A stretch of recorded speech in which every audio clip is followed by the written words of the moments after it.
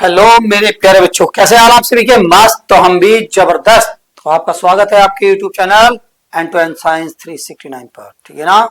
तो पढ़ते रहिए, मस्त रहिए और फ्री कोर्स का फायदा उठाते रहिएगा। फ्री कोर्स का फायदा उठा रहे हैं तो उन लोगों को भी फायदा दीजिएगा जो आपसे हम लोगों से जुड़े नहीं है, उन लोगों को भी जोड़ के रखिएगा जो जुड़ जाए और फायदा ज्यादा से ज्यादा उठाएं।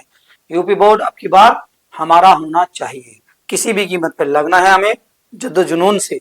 मैं आपके साथ हूं तो आप भी मेरे साथ खड़े हो जाएं जरूर। बिल्कुल सारी वीडियो को आराम से देखें, सारी वीडियो को प्यार से नोट्स, जो नोट्स बना सकता है वो नोट्स बनाए, नहीं तो वीडियो देख देख के ही याद हो जाएंगे इतने आसान तरीके से।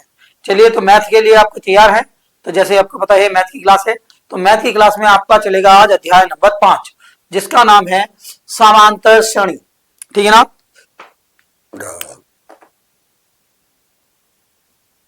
क्या नाम है बेटे? समांतर श्रेणी। समांतर श्रेणी को बोलते हैं अर्थमेटिकल प्रोग्रेसिंग, अर्थमेटिकल प्रोग्रेसिंग, और उसको सामान्य भाषा में बोला जाता है एपी श्रेणी। क्या बोलते हैं इसे? शॉर्ट फॉर्म में बोलते हैं एपी श्रेणी। तो समझ गए, समांतर श्रेणी को एपी श्रेणी बोला जाता है। अब ये समांतर होती क्या है, यह श्रेणी क्या होती है? समांतर अगर हम देखें आपको तो यहां पर लिख सकते हैं हम, समांतर अगर इसका विच्छेद किया जाए तो ये बनेगा समान अंतर। यानी कोई ऐसी चीज जिसमें समान अंतर हो तो उसको क्या बोलेंगे? हम समांतर बोलेंगे। श्रेणी तो आप जानते हैं, श्रेणी किसे कहते हैं? श्रेणी किसे कहते हैं बताएंगे आप जरा? हाँ, क्रम से लगाना, क्रम से लगाना कहलाता है समांतर श्रेणी कहलाता है। यानी अगर उनमें अंतर समान हो और उसे क्रम से लगा दिया जाए तो उस क्रम को हम क्या बोलते हैं? समांतर श्रेणी कहते हैं। अब इसके बारे में हमें जानना है, क्या जानना है कि यहाँ पर कैसे हम पहचाने की समांतर श्रेणी है, कैसे हम पहचाने कि इसका अगला पद ये होगा, कैसे होगा कि कहां पर क्या चीज है, मतलब इसके बारे में पूरी जानकारी है। तो आज इस चीज के बारे में इस वीडियो के माध्यम से आपको ये समझने मिलेगा। तो बेटे समांतर श्रेणी, तो पहले कुछ एग्जाम्पल देखें। जैसे अगर आप लिखें, मतलब यह लिख दीजिए 5 और 8, 11, 14, 17, dot dot dot dot dot dot dot dot 26, या आप इसे 46 लिख दीजिए, कोई परेशानी नहीं है। ठीक, अब हमने देखना है कि ये क्रम से तो लगे हुए हैं, तो इसको देखना है कि समांतर है या नहीं है। तो देखो इन दोनों के बीच अंतर देखो, तो कितने का? 5 में 3 जोड़े गए हैं तो ये अंतर है 3 का। अब देखो यहां भी देखो सॉरी यहां भी अंतर आया है 3 का। 11 से 14 बना है तो यहां भी अंतर आया है आपका 3 का। यहां से यहां बना है तो देखो अंतर कितने का? 3 का। यानी अंतर आपका समान है, अंतर आपका क्या है? समान है। तो इसका मतलब ये समांतर श्रेणी है। क्या है ये आपके बच्चों? समांतर श्रेणी है। क्या सर ऐसे भी हो सकता है कि ऐसे? नहीं बेटे, अगला देख सकते हैं, दूसरा देख लो, घबराने वाली बात नहीं कि ऐसे कैसे हो गया। तो देखो यहां पर हमने 35 रखा, ठीक है, यहां पर हमने 30, यहां पर 35, sorry 25, 20, 15, 10, dot dot dot dot dot आते हैं 0। ठीक है ना? तो देख लेते हैं। अब देखो इनके बीच का अंतर देखो, 35 से 30 गया तो बेटे 5 का अंतर है। ये देखो 5 का अंतर है। ये देखो इन दोनों के बीच 5 का अंतर है, इनका मतलब 5 का अंतर है, इसका मतलब यहाँ भी 5 का अंतर है। तो मतलब क्या हुआ बेटे? इनमें भी अंतर समान है, चाहे बढ़ते क्रम में हो, मतलब जुड़ जुड़ के आ रहा हो या घट घट के आ रहा हो, लेकिन अंतर समान होना चाहिए। अंतर कैसा होना चाहिए बेटे? समान होना चाहिए। तो अंतर कैसा है? इसमें भी समान है, अंतर समान है, तो इसलिए कैसी होगी आपकी? समांतर श्रेणी।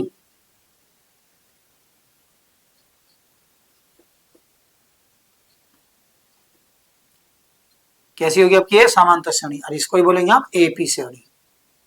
क्या बोलेंगे इसे? एपी श्रेणी। ठीक है ना? तो समांतर श्रेणी। अब बात आती है कि मसला क्या है।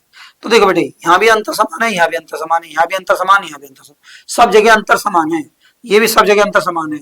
जब अंतर समान होते हैं तो उसको बोलते हैं हम सर्वांतर। क्या बोलते हैं हम, सर्वांतर, जिसे हम दिखाते हैं डी से, ठीक है ना। तो प्यारे बच्चों, सब जगह का अंतर समान हो तो उसे बोलते हैं सर्वांतर, अगर एक जगह का अंतर होता तो उसे बोलते हैं अंतर। हमने एक एक का नापा था इसलिए हमने कहा अंतर समान है, तो ये हर जगह का समान अंतर हो गया तो सर्वांतर बोला जाएगा। पक्की। चलिए अब इसी की बात में एक और बात करते हैं, तो इसको रफ कर देते हैं, दोबारा देखते हैं। चलिए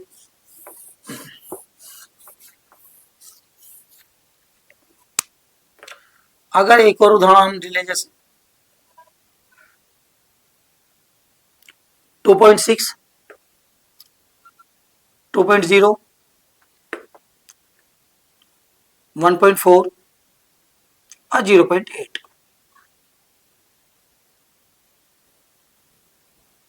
ठीक है ना, और 0.2 ये ले लें। तो देखो बेटे, अभी देखो इनमें इसका अंतर देखो, 0.6 का अंतर है। अगर इसमें देखें, इसमें भी 0.6 का अंतर है, इसमें देखो 0.6 का अंतर है, इसमें देखो 0.6 का अंतर है। तो ये तो हमें पता चल गया कि अंतर जो होगा सर्वांतर कहलाएगा और सर्वांतर को कहलाएंगे डी। देखो बेटे, अब अगर हम ये देखें तो ये पहला पद है, श्रेणी का पहला पद है, तो पहले पद को A1 से दिखाते हैं। ये दूसरा पद है तो इसे A2 से दिखाते हैं। ये तीसरा पद है तो इसे A3 से दिखाते हैं। चौथा पद है तो इसे A4 से दिखाते हैं।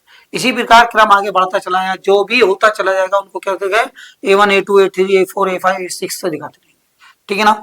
तो ये पता चल गया, यानी पहला पद हमारा A1 होगा, दूसरा पद A2 होगा, तीसरा पद A3 होगा, ठीक।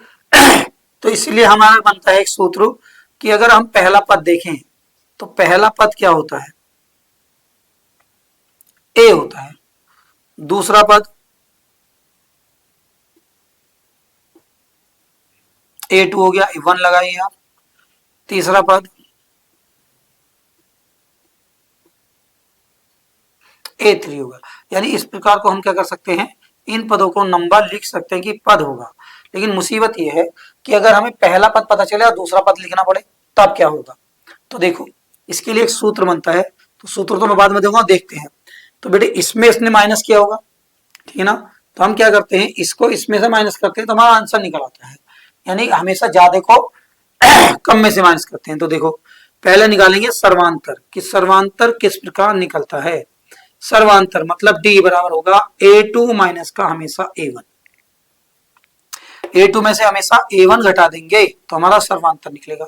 मतलब कैसे, इसमें से इसको घटाना, मतलब देखो 0.06 माइनस के 2.6, तो घटाना तो इसी को है, तो घटा देंगे। देखो 2.6 2.0 तो बराबर 0.6, निशान बड़ी संख्या का, तो देख बेटा आंसर आ गया इसका 0.6, ठीक है ना। तो इस प्रकार हम क्या निकालेंगे, सर्वांतर। हमेशा याद रखना, सर्वांतर निकलेगा अगले वाले पद से पहले वाला पद घटना है। यानी देखो ये पहला है तो दूसरे वाले से पहला घटेगा, अगर हमें इसके बीच का निकालना तो इस वाले से इसका घटेगा। क्लियर है ना, सर्वांतर। तो समझ में आ गई बात को। तो इस प्रकार हमारा ये पदों की संख्या होती है। क्लियर। अब आगे बात करते हैं, कुछ और भी बात करते हैं, देखते हैं।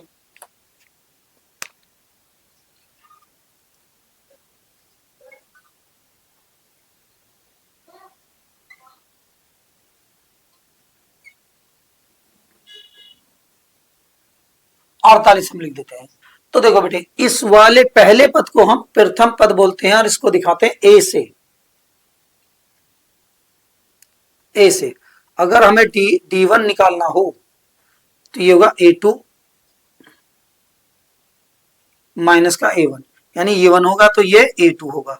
वैसे हम इसे दिखाते बस केवल A से, ये A का मान होता है हमारा का, और जो लास्ट में होता है ये A2 का मान होगा, ये A का मान होगा, ये A2 का मान होगा, A3 का मान होगा, A4 का। जो लास्ट में मान होता है ना बेटे, वो AN का मान होता है। N का मतलब पता नहीं कितने पद है, यानी AN का मान ये वाला लास्ट वाला होगा।